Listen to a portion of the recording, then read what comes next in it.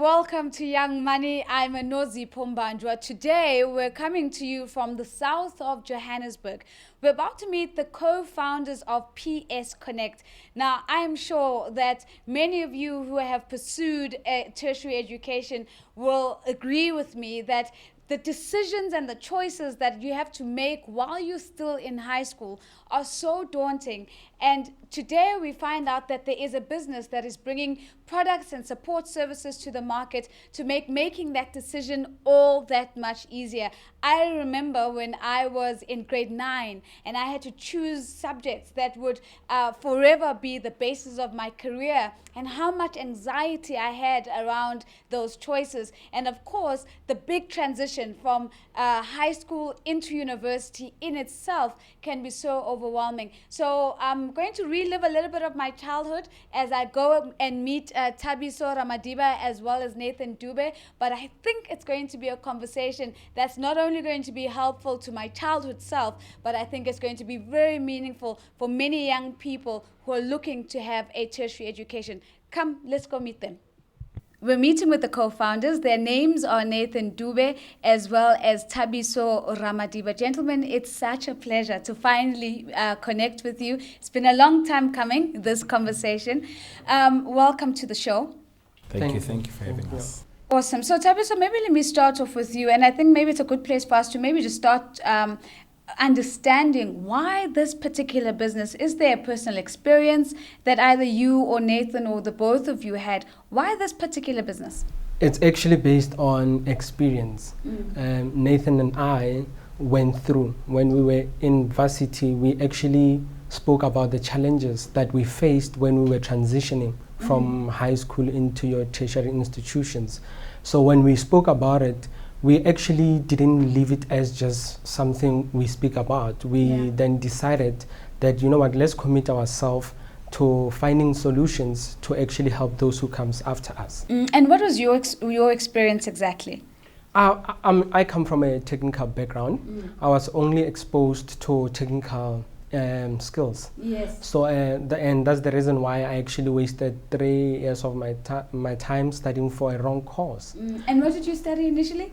I was studying civil engineering. Right. Then because I was actually extremely good in technical drawing, I thought being creative, I would be an architecture because that was my first choice, you know. Right.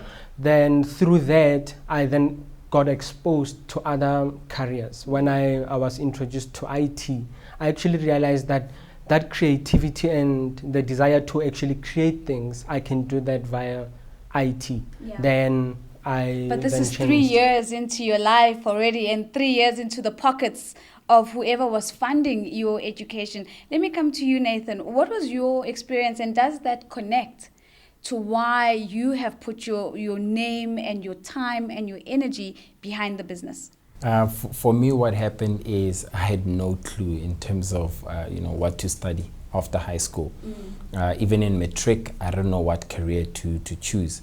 And I had a lot of family pressures in terms of, you should choose this, you should choose that. And, I fell into IT based on, the pressures of the family. And I ended up studying IT. I dropped out of IT because of my mindset, because I thought I'm doing this for, just because I want to pass. But within that year, when I was not actually in school, I discovered that I can do certain things with the education I'm getting in IT. And because the world is moving into information technology, actually I fell into something that can actually be useful.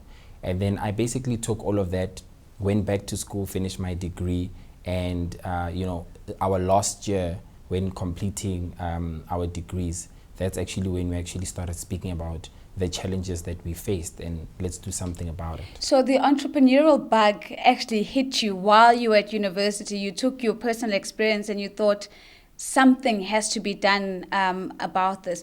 Maybe let's talk about PS Connect and what is the suite of offerings that you actually put forward to young matriculants looking to access tertiary education. Nathan, I'll let you go first, and maybe you can add to that, Thabiso. Okay, I would say the awesome offerings that we give learners in high school, because PS Connect is used by grade 7 up until matric.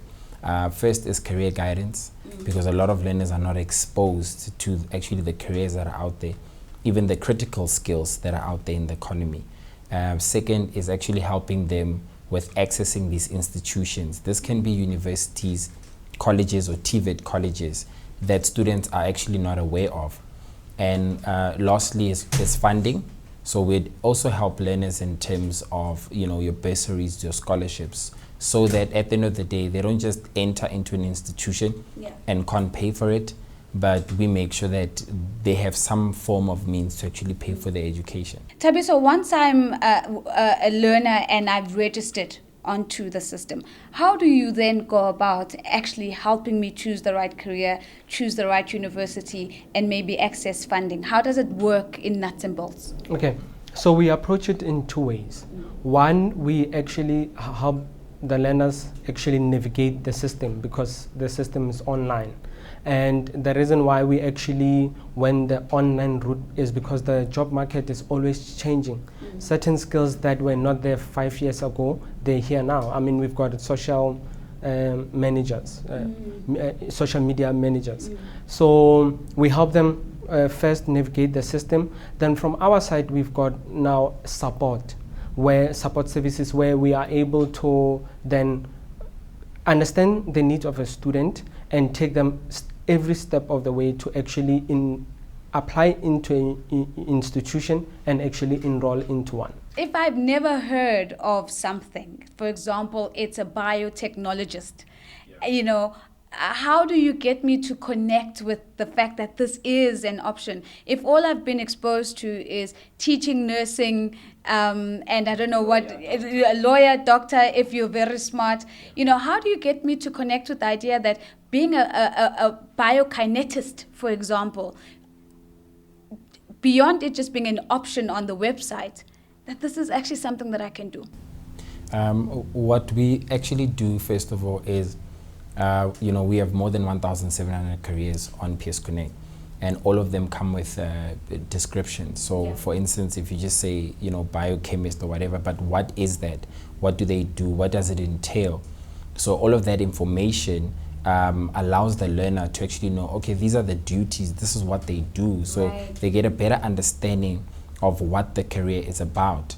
And also then we'll show them in terms of, okay, these careers are actually needed in the job market, because you find a lot of learners going for the common careers. The second offering, which I think is absolutely critical, is this idea of helping me find the right institution. And I think I grew up in a time, I don't know about you guys, but there was UCT at the top by itself, and then there was sort of WITS, Tax, and recently more the University of Johannesburg, and then going to a technical college was seen as something right at the bottom.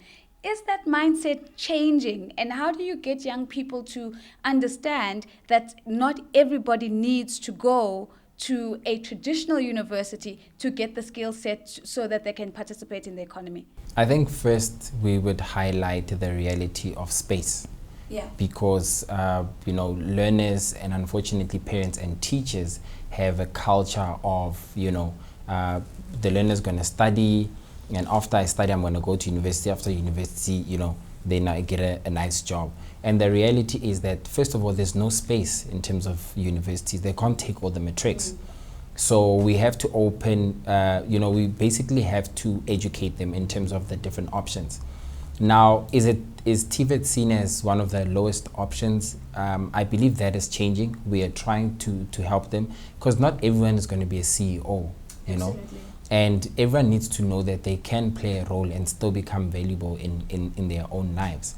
So what we're trying to do is basically just educate them about having a broad perspective on their careers and their opportunities. I mean, we also wanted degrees. We went to university, we got rejected. So we thought our life is over. But we actually didn't know that, okay, fine, we can actually go through a college, then can connect us to another university, in the UK and we can actually get our degree. We don't know these options out there. So what we try to do is expose these options to the learners, parents, and teachers. I want to know what you guys think about the EFF's call for free education that eventually led to former President Zuma also agreeing to saying, okay, we should have free higher education in South Africa. Is this something that you've engaged with as a business? Is it a conversation that you've had to engage with, and does it have any implications for how you run your business? Not really. First, I can say it is about time that South Africa takes that policy, because as South Africans, all of us, we need to be educated, and especially if we're going to be driving our economy. As it is, unemployment is at its highest. Youth unemployment is high. So you can just imagine having a high unemployment rate with unskilled youth. So pushing free education is needed, because then we skill our youth, then we work towards creating jobs for them. So we've had these discussions about free education and how it can impact our business, which it actually doesn't, because let's look at the motives of everything. We want to see a youth getting skilled and getting a job. So then we come into the whole free education is there needs to be a proper management of it, because we don't want kids who think they can pursue a career in being an accountant. 4 months down the road, they quit for PR. Another 4 months down the road, we don't want mismanagement of resources. And of course, when people believe they can just walk in, as has been put out to the youth, one then begins to question themselves, well, why do I need guidance? Because I can just go wherever I want. And this is where we go back to your point of educating the market about actually making the right choices from the get-go. Yes, because the problem is in twofold. One is free education. The other one is quality education. So for us, we focus on quality education, making sure that every learner understands what decision they're making and what are the implications of those decisions. So free education does not solve that problem. It just solves the funding of that education. So we focus on quality education. Well, we're going to get to the funding issue after the break, because that is the third part of the business. But I've had such an amazing conversation with Thabiso and Nathan, and it's forced me to go back to when I was in grade 9, and I was expected to choose subjects that would form the basis of my career at that age. And you begin to really appreciate the product that they're bringing to market, because oftentimes as a grade 9 pupil, you have no understanding of the gravity of the decisions you're making at the time. And it's really great to know that there are businesses out there who are there to create the safety net that will allow us to have more information, so that we stay true to ourselves, true to our interests, and we have the leeway to change direction should the need arise. Well, we're going to take a short break, but when we come back, we're going to go into the hot issue of funding of tertiary education and how PS Connect helps that decision-making process a whole lot easier for its clients. I'll see you in 2 minutes.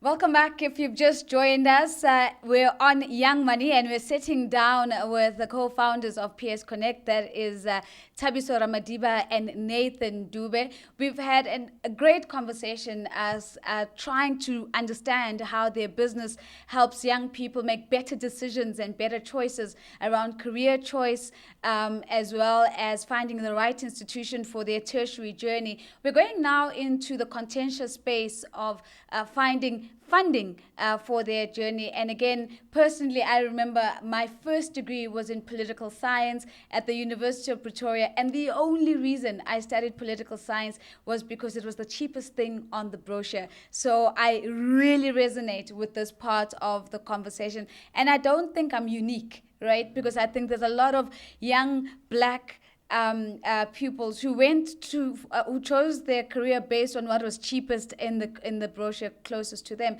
But talk to us about, how do you actually help pupils source funding for their degrees? And Thabiso, I'll start off with you, and then I'll come to you, Nathan. Okay, so the problem, we've looked at it in two ways. One is students need to be funded, but the other side is we have corporates that actually offer bursaries seeking for specific students. You know, then the problem has been that corporates would fund a student and a student would drop out, because we've got a big problem of dropout rates at the institutions. So with us actually taking the first step of helping them identify that career has been one of the sweet spot of what we actually do, because when we speak now to corporates, they're able to have confidence to the students they would find, because the problem of lack of funding needs to be tackled by both public institutions and also private institutions. So you find the corporates come to you because they know that the students you're going to put to them are students that are likely to stay the course. So it's not an investment that, you know, sort of ends up with no return for them. But I think for me, Nathan, the thing that I struggle with corporate funding or any funding of education, of higher education, is the fact that it's not always enough. So for example, if you get a bursary that covers your tuition, what about accommodation? What about food? What about books? Tuition in itself is not enough. So how do you make sure that you are getting sufficient support, sufficient funding to take you successfully through the system? I think when we speak about funding, it's really a complex issue. And I honestly believe that in order to have something sufficient at the moment is that we need to combine different options so that one can get funded. You have other institutions that offer, you know, laptops and accommodation, and others don't. If they don't, you have to look at something like, maybe you have to have a student loan, or maybe look at a scholarship as well.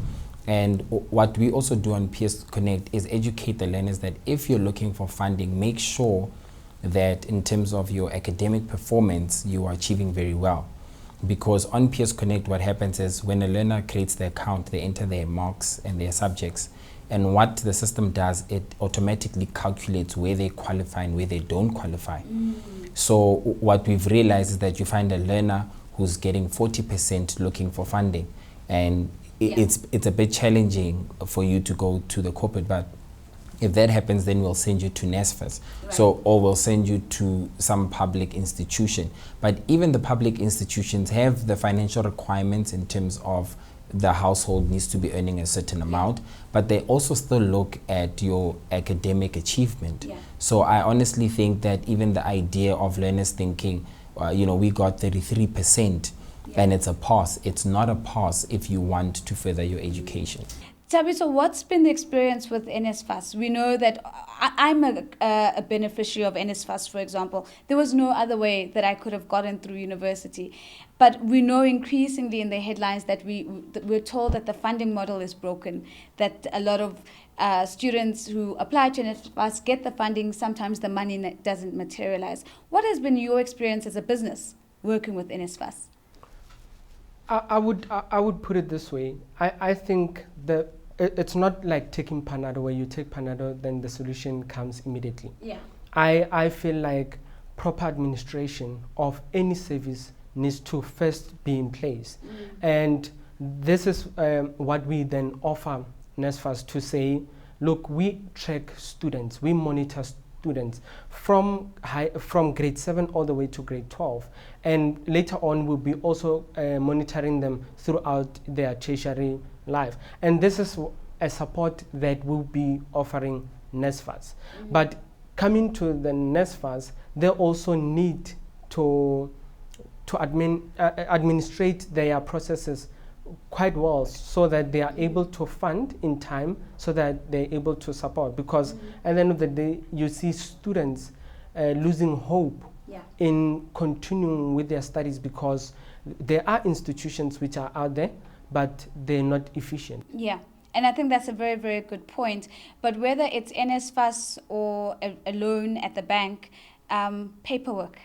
And this is where I think oftentimes things fall apart. The requirements from young people to be able to produce, for example, just the salary pay slip of one or both parents. When you have a parent who's maybe a single mother, and in their single motherness, they are working as a domestic, they're not receiving a pay slip.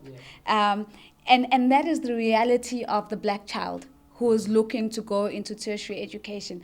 So how do you go beyond the normal requirements? How do you go beyond supporting them in a way that they actually can put the requirements together, and that they do have a fighting chance when they submit to NSFAS or the corporate or the institution? One of the ways is, hence why we do not start at matric, because we believe matric is actually quite a bit late. Yeah. Along the way, especially when you get to grade 10, we start to show you in terms of what are the documents required and what do these documents look like. Now, one of the things we notice is that some parents have this culture of saying, because I'm taking my child to school, I'm done with everything. There's nothing else that I need to do. And what we're also trying to do now is educate the parents that, fine, you're taking your child to school, you're paying the school fees, but these are the other things required if you want to see your child progress after high school. So in terms of the documents that are needed, we would actually give them exercises in terms of this, how the document looks like. Can you get this document from your parent, and all of that. And obviously learners are able to actually upload these documents onto PS Connect. So it's also a way where if they need these documents, they can basically just come on their profile and they're able to take these documents and send them to whichever institution requires these documents. So once you're in, and I think this is the thing, is that's a huge achievement for many students who are looking for tertiary education. It goes back to staying the course, because as you said, the dropout rate is very high. I think the last time I did research in this area, it said something like 60% of all poor students actually drop out in the first year. And that means the after service, the after support becomes critical. Is this something that your business is looking at, and if not, is something that could be looking at to say, how do we help you stay the course? Because getting you in the door is great, but surely it's not enough.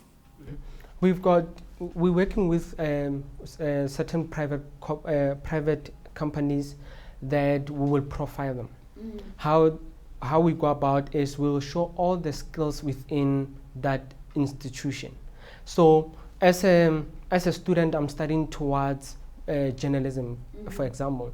You will know that CNBC actually hires journalists. So those are the expansion we actually want learners to be aware of. Right. Because yes, you can choose a career, but where do you go after? Then we start exposing them to those careers. So you make the finish line a little bit more visible.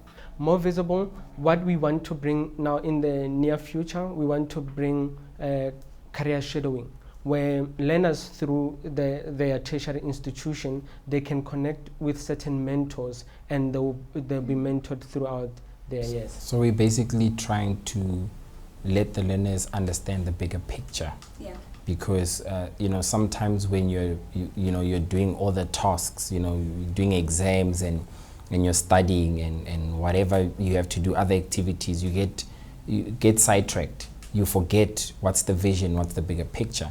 And all these things that we're implementing is so that they understand the bigger picture. Yeah. And we believe that will contribute in terms of decreasing the dropout rate, because they actually have a better picture in terms of where they're actually heading to. So we're almost wrapping up the conversation. So I want to quickly go back to the business, and I want to talk about the conversation that the three of us are going to be having 5 years from now. and how the picture would have changed.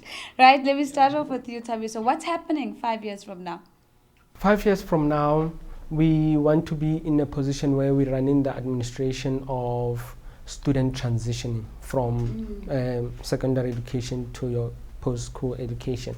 And the other thing we want to do is we've been engaging with students outside the country. We've helped students from Botswana come into the country to come study. So we want to take our solutions now to other African countries, because this problem does not only exist in South Africa. This is what exists in other African countries. So we believe that us playing a role in educating an African child would put us in a better position. So really bringing African home. So it's not just a general concept, but it's really enabling African children to access higher education. Nathan? I would say, our main goal is to give equal access, because what we've realized is that through technology we can even that access. Because when you have learners who are in private schools and whatever, they've got more resources around them, so they're able to advance, whereas a learner in township or rural area is more disadvantaged. Now, through technology and using the tools they already have, like your cell phones, we are able to give them that equal access, but also the knowledge around that access in terms of accessing these opportunities. So we believe that even 5 years from now, if we can see ourselves where we're evening the platform in terms of access, we'd really be happy. Well, there you have it. It's about equal access to higher education. It's about access to information so that you can make the right choices. This has really been an insightful conversation, and I think one that many young people as well as adults are really going to resonate with. It's certainly been on a high resonance for me. Thank you very much, guys, for catching us on Young Money. Remember that if you want the crew to come to you, all you need to do is follow me on Twitter and then send me a DM. And in the DM, tell me a little bit about your business. The hashtag to use is YoungMoney410, and that's following me at The Real Nosy. DMs about the show and nothing else. And that's where we wrap it up. And until next time, it's goodbye.